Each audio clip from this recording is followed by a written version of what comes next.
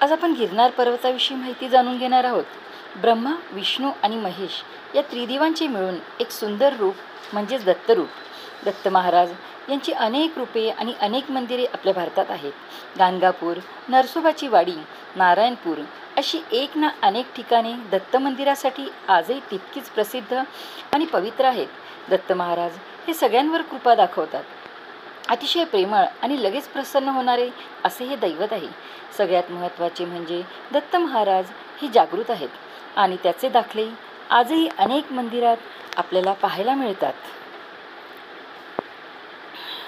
आज दत्त महाराजांचा अशाच एका पावन ठिकाणाबद्दल जाणून घेणार आहोत, जिथे स्वतः दत्त महाराजांनी वास्तव्य करून ते ठिकाण पावन केलेले आहे. जिथे पर्वत शिखरांच्या समूहात आणि निसर्गाचे वरदान लाभलेल्या सुंदर वातावरणात अहम विसरून केवळ महाराजांच्या पादुका आणि सुंदर चेहऱ्याकडे भाविक बघत राहतो. आणि जिथे अनेक सिद्ध पुरुष तसेच साक्षात 33 कोटी देवांचा वास आहे, ते ठिकाण म्हणजे गुजरातमधील गिरनार पर्वत. गिरनार म्हणजेच गिरीनारायण. तर शिवपुराणात या गिरनारचा उल्लेख रेवताचल असा आहे. गिरनार दिसायला जितके भव्य दिव्य आहे तितकीच भव्य आहे दर्शनाची अनुभूती. आजवर दत्त संप्रदायातील अनेक व्यक्तींचा असा अनुभव आहे की प्रत्येक वेळी गिरनार त्यांना नवा आणि वेगळा वाटतो. 10,000 पायऱ्या असलेला हा गिरनार प्रत्येकाची मानसिक आणि शारीरिक परीक्षा बघतो. सुरुवातीला इतक्या पायऱ्या चढून दर्शन घ्यायचे या भावनेनेच घाबरायला होते, पण दत्त महाराजांच्या दर्शनाच्या ओढीने भाविक तो टप्पाही हसत पार करतात. पण यासाठी पहिल्याच पायरीवर दत्त महाराजांना पूर्ण शरणागती पत्करणे आवश्यक आहे. कारण मी पण अहंकार आणि अभिमान धरला तर भल्या भल्यांना गिर्यारोहकास महाराज पहिलाच टप्पा पार करू देत नाहीत. कारण आपल्या इच्छा, कर्मबंध, अतृप्त वासनाच आपल्याला खेचत असतात. त्यामुळे या सगळ्यांचा त्याग करून केवळ शरणागती पत्करली की महाराज सहज दर्शन देतात. गिरनारचे स्थान. गुजरात राज्यातील जुनागड जिल्ह्यात गिरनारचा उल्लेख हिमालयापेक्षाही जुना पर्वत म्हणून आहे. सत्पुरुष श्री दत्त महाराजांचे अक्षय निवासस्थान. विशेष श्री दत्त पादुका नाथ संप्रदायाचे उपासना केंद्र, नेमिनाथ भगवान मंदिर, गीर जंगल, कमंडलू कुंड, अंबामातेचे स्थान. गिरनारचे महत्त्व. गिरनार या ठिकाणी खुद्द दत्त महाराजांनी 12,000 वर्षे घोर तपश्चर्या करून हे ठिकाण सिद्ध केले आहे. त्यामुळे या ठिकाणचे वेगळे महत्त्व सांगण्याची काहीच गरज नाही. या ठिकाणी कित्येक संतांना दत्तप्रभूंनी साक्षात दर्शन दिले आहे. अनादी कालापासून कित्येक सिद्धयोगी गिरनारच्या गुफांमध्ये साधना करत आहेत. बाबा किनाराम, अघोरी, श्री वासुदेवानंद सरस्वती, टेंबेस्वामी महाराज, रघुनाथ, निरंजन, नारायण महाराज यासारख्या संतांना इथे दत्त महाराजांच्या प्रत्यक्ष दर्शनाचा लाभ झाला आहे. गिरनार पर्वताच्या पायथ्याला म्हणजेच तलेठीला भगवान मंदिर, भगवान महादेव मंदिर, मृगीकुंड, लंबे हनुमान मंदिर अशी प्राचीन प्रेक्षणीय स्थळे आहेत. महाशिवरात्रीला येथे 5 दिवसांची जत्रा भरते. तेथे मृगीकुंड आहे. शिवरात्रीच्या मेळ्याला या कुंडाजवळ भगवान महादेव मंदिराच्या दर्शनाला 10 ते 12 लाख लोक जमा होतात. मृगीकुंडातील सिद्धांचे स्नान हे यातील प्रमुख आकर्षण असते. अशी एक आख्यायिका आहे की स्वयं शिव या कुंडात स्नानासाठी येतात. स्वयं शिव म्हणजे कोण? तर मृगीकुंडामध्ये अनेक साधू स्नानाला जेव्हा उतरतात त्या साधूंमध्ये असा एक साधू असतो की जो मृगीकुंडात डुबकी मारल्यावर बाहेर येत नाही, म्हणजेच अंतर्धान पावतो. तो स्वयं शिव असतो.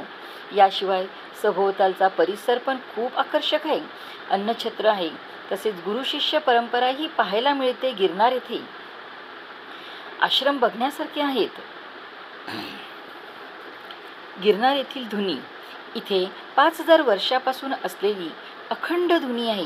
ही धुनी एक दैव दुर्लभ देणगी आहे. आजही ती धुनी दर सोमवारी सकाळी सुमारे 6 ते 6:30 वाजता तासाभरासाठी प्रकट होते.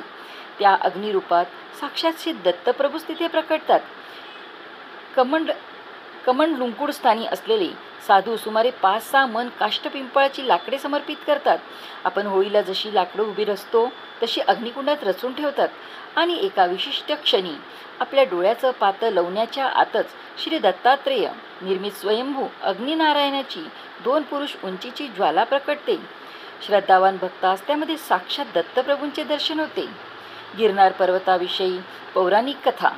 गिरनार यांचे नाव गीरनारायण होते आणि ते हिमालय यांचे मोठे सुपुत्र असून प्राचीन काळी सर्व पर्वतांना पंख होते, त्यामुळे ते सर्वत्र उडू शकत असल्याने ते ज्या ठिकाणी थांबत त्या ठिकाणांवर वस्ती असल्यास पर्वताखाली बसत. ही समस्या बघता सर्व देव चिंतित झाले आणि महादेवांकडे गेले.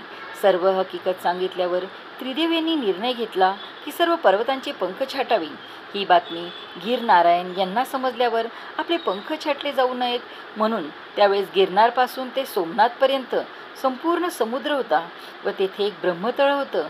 त्या तळामध्ये गिरनारायण यांनी आपले शरीर लपवले आणि फक्त चेहरा वर ठेवला. शिखरावर पादुका दर्शन घेतो ते यांचे कपाळावरील स्थान आहे. पण ज्यावेळेस पार्वती देवी यांचा विवाह महादेवांशी होणार होता तेव्हा आपले मोठे बंधू गिरनारायण विवाहास उपस्थित व्हावे म्हणून पार्वती देवींनी विनंती केली की आपण विवाहास यावे आणि गिरनारायण तेथे आले. त्यांचे पंख छाटू नयेत म्हणून त्यांनी महादेव यांना वरदान मागितले की हिमालयावर जे 33 कोटी देव तपस्वी साधू सर्व वास करतात तसे माझ्याकडे पण वास करावा. तसा वर महादेवांनी त्यांना दिला म्हणून गिरनारायण आताचे गिरनार येथे सिद्धपुरुष साधू महंत वास करतात. 33 कोटी देवांचाही येथे वास असतो. त्यामुळे गिरनार परिक्रमा ही 33 कोटी देव आणि गुरु दत्तात्रय यांना प्रदक्षिणा करणे होय. सदर परिक्रमा ही अत्यंत पुण्यदायी आहे. अशा या अतिपवित्र आणि 33 कोटी देवांचा वास असलेल्या ठिकाणी आयुष्यात एकदा तरी जाऊन पुण्य पदरात नक्की पाडून घ्यावे.